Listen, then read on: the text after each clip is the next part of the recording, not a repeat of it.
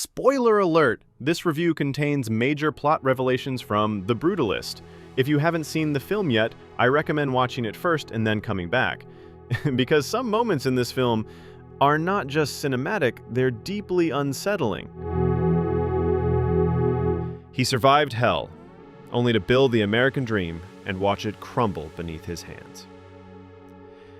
The Brutalist is a cinematic marathon.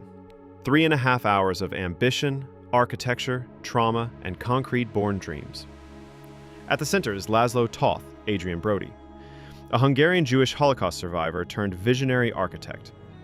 When he arrives in post-war America, he is filled with hope, but soon discovers that building dreams costs more than he ever imagined. Brody's performance is fierce and nuanced. He captures the hunger, brilliance, and obsession of a man driven to create monuments to hope, even as his own soul cracks. Critics say it's a career best, and he snagged Best Actor at the Oscars for it. Huh? Are you stupid? You want to pull this whole thing down? Or to get them all killed? The cast is stacked. Felicity Jones delivers as Sibet, a calm but steely counterpart whose love grounds Laszlo. Guy Pearce is chilling as capitalist patron Harrison Van Buren, a man torn between vision and vanity. Yes, I can! Visually, The Brutalist is a triumph. Shot in VistaVision and 70mm, every frame echoes architectural grandeur-wide vistas, stark concrete, brutalist forms. The film's epic scale feels like a living monument. And the score by Daniel Blumberg hits emotional beats with orchestral punches. Critics say the overture and pacing justify the runtime. Feelings flood like waves hitting stone. But it's not flawless. In its second half, it takes on too many themes: addiction, privilege, displacement, ambition. Some narrative threads like Harrison's fate or Sofia's future feel rushed or half-finished. Critics argue it's too much movie, melodramatic, and occasionally wallows in self-importance. Do you want to kill us? I'd get out of the car and march all the way back to Manhattan if I could, you egotistic scoundrel! And now, the scene that broke many viewers, including me.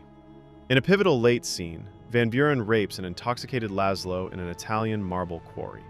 It's not a metaphor. It's real, violent, and cold.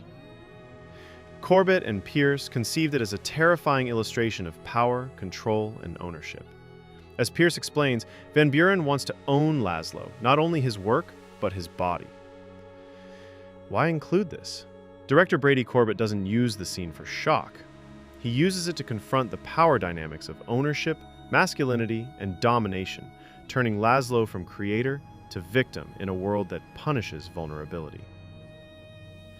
It's a disturbing inversion.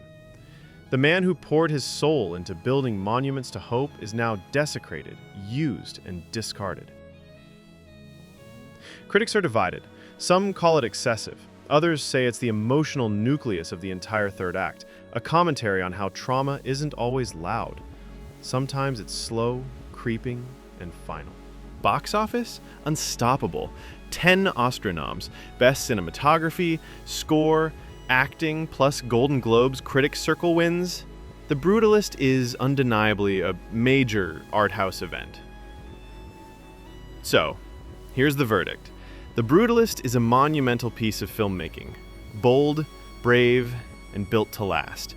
It earns every inch of its runtime with visual poetry and powerful performances. But it's a sprawling beast, ambitious to a fault, thematically dizzying and emotionally messy. A triumph for lovers of grand cinema, but a challenge for anyone seeking a tight, focused narrative. That's it from Film Teacher, where movies don't just play, they speak. Drop a comment if there's a film you want me to break down next. Like, subscribe, and as always, stay curious, stay cinematic.